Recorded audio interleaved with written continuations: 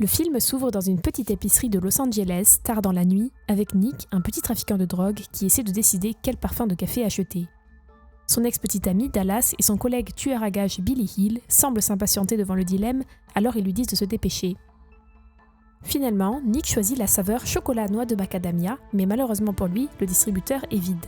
Il se plaint alors auprès de la caissière, mais cette dernière lui suggère de juste choisir une autre saveur. Nick remplit à contre-cœur sa tasse de café à la noisette et se dirige vers le comptoir. Pendant le paiement, il demande un gâteau gratuit, mais la caissière affirme que le gâteau n'est disponible que pour 50 centilitres de café. Leur discussion frustre Dallas qui saisit ensuite son arme de poing et abat l'agaçante caissière. Peu de temps après, il remarque qu'une voiture de police s'approche de la petite boutique. Par conséquent, Nick se fait passer pour un caissier tandis que Dallas et Billy se font passer pour des clients. Un policier entre pour prendre une tasse de café. Le groupe parvient à cacher le cadavre au policier pendant les premiers instants, mais celui-ci s'aperçoit rapidement qu'il y a du sang sur le sol. N'ayant plus d'autre choix, il le tue également. La scène se poursuit ensuite au Texas, où nous rencontrons un homme du nom de Casey, un ancien partenaire de trafic de drogue de Nick. Ils se sont séparés il y a plusieurs années, et Casey a depuis changé de vie. Il est maintenant marié à sa belle épouse Christine, et ils ont hâte d'adopter un enfant. Un jeudi matin, aux aurores, Casey reçoit un appel de Nick qui lui demande s'il peut rester chez lui pendant quelques jours.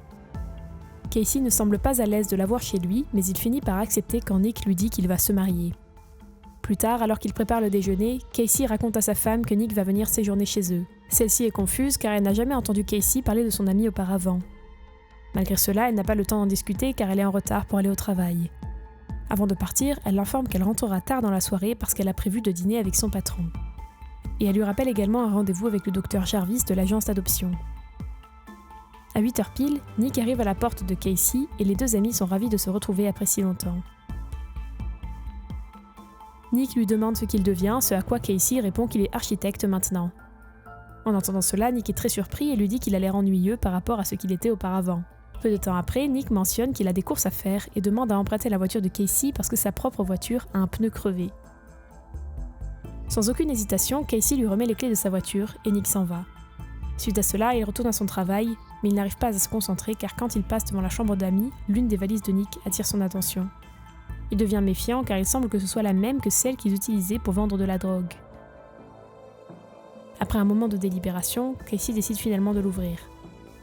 Son hypothèse s'avère vraie car la valise est pleine d'héroïne. Enragé, il appelle Nick et le confronte avec colère pour avoir introduit de la drogue chez lui. Casey lui ordonne de récupérer ses affaires et de quitter immédiatement sa maison. Cependant, Nick affirme qu'il ne peut pas le faire car il a des affaires inachevées à régler. Casey menace d'impliquer la police et de leur remettre la drogue, mais Nick ne semble pas être affecté par cela. Bouillant de colère, Casey apporte la drogue dans sa cuisine et le jette dans l'évier. À 11h55, Casey entend la sonnette de la porte d'entrée et en allant ouvrir, il découvre un livreur de pizza.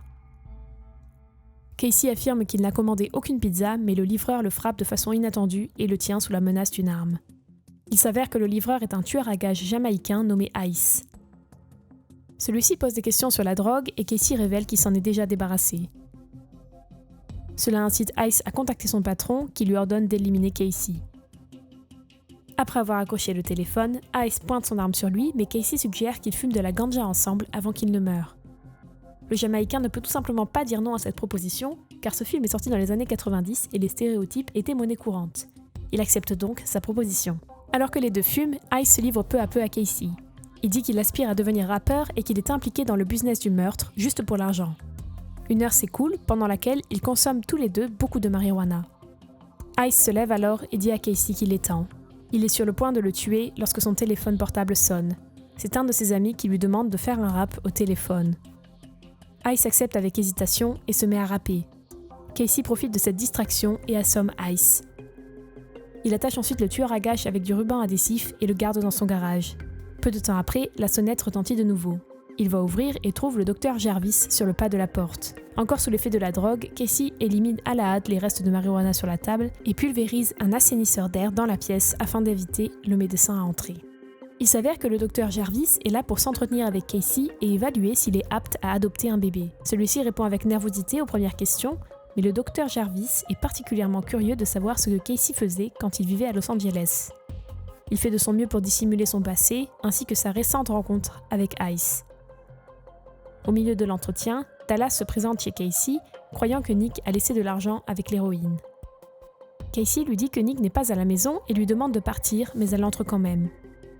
Pensant que Dallas est l'ami de Casey, le docteur Jarvis lui souhaite la bienvenue et demande à lui poser des questions. Cette dernière accepte sans hésiter et dévoile la vie passée de Casey.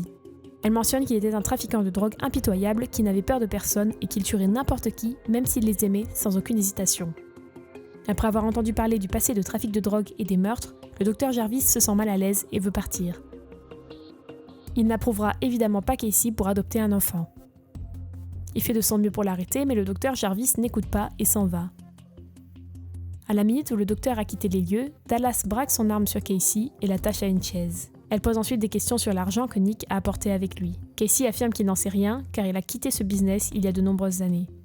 Ici, on découvre enfin pourquoi Casey a quitté sa vie criminelle. Un flashback le montre, Nick et lui en plein trafic de drogue. Les choses ne se sont pas déroulées comme prévu, ce qui a entraîné une fusillade entre les deux parties. Pendant ce temps, Casey a involontairement tué une femme enceinte de 8 mois. La culpabilité l'a submergé et depuis, il a décidé d'arrêter. Dallas se moque de lui et de son histoire et a l'intention d'attendre la venue de Nick. D'ici là, elle prévoit de devenir intime avec Casey. Ce dernier refuse catégoriquement, affirmant qu'il est un homme marié, mais Dallas s'en fiche. Elle se déshabille et force Casey. Au milieu de l'agression, Billy entre par effraction et tue la jeune femme par derrière. Le sang éclabousse le visage de Casey. Tout comme Dallas, Billy est là également pour l'argent. Il raconte à Casey que Nick a volé 2 millions de dollars aux flics et les a cachés quelque part. Croyant que Casey sait où se trouve l'argent, Billy prévoit de le torturer avec une scie et un chalumeau pour lui révéler l'endroit. Alors qu'il se vante de ses prouesses et de sa technique de cautérisation, ils entendent des sirènes de police. Billy cache immédiatement ses outils et va vérifier ce qui se passe. Pendant ce temps, Casey détache le ruban adhésif autour de ses poignets et saisit une poêle avant de se rasseoir dans la même position. Billy revient et lui apprend que la police est venue perquisitionner la maison voisine. Il ramasse à nouveau ses outils de torture et remarque le ruban adhésif sur le sol. Cependant, avant qu'il ne puisse faire quoi que ce soit, Casey le frappe plusieurs fois avec la poêle jusqu'à ce qu'il soit inconscient. Casey attrape alors une arme de poing et vise la tête de Billy, mais il se souvient que ce n'est plus la même personne. Par conséquent, il l'emmène au garage et l'attache à l'intérieur, comme Ice. Peu de temps après, Nick appelle Casey dans une cabine téléphonique et lui confie que les choses ne se sont pas déroulées comme prévu. Il s'excuse auprès de lui pour tout et admet avoir volé l'héroïne et l'argent à la police. La voix cassée de Nick donne à Casey le sentiment que quelque chose ne va pas. Il pose des questions à ce sujet, mais Nick répond simplement qu'il quitte le pays et qu'il lui fait ses adieux. En raccrochant le téléphone, on découvre que Nick s'est fait tirer dessus et qu'il est en train de mourir d'une importante hémorragie. Ensuite, Casey nettoie le sang qu'il a sur lui et fait le ménage dans sa maison complètement couverte de sang. À 17h, un policier corrompu du nom de Kazarov arrive à la maison avec un sac à la main. Il s'avère que Kazarov est la même personne à qui Nick a volé l'argent. En entrant, Kazarov dévoile le contenu du sac, la tête coupée de Nick.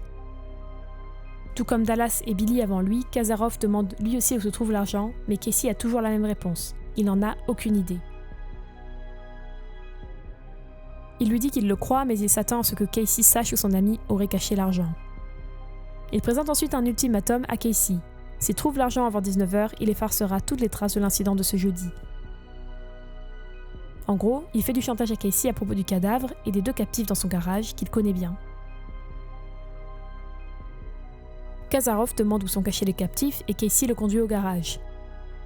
Le flic ne tarde pas à tuer sans merci les otages. Il dit ensuite à Casey d'aller les jeter car c'est le jour des poubelles. Une fois le policier parti, Casey continue de nettoyer la maison. Comme lui a suggéré Kazarov, il découvre les cadavres et les jette dans la poubelle à l'extérieur. En rentrant chez lui, il remarque la voiture de Nick garée à l'extérieur. Il se souvient soudain de la crevaison dont Nick parlait tout à l'heure. Casey procède à l'inspection de la voiture et trouve l'argent dans le pneu de secours.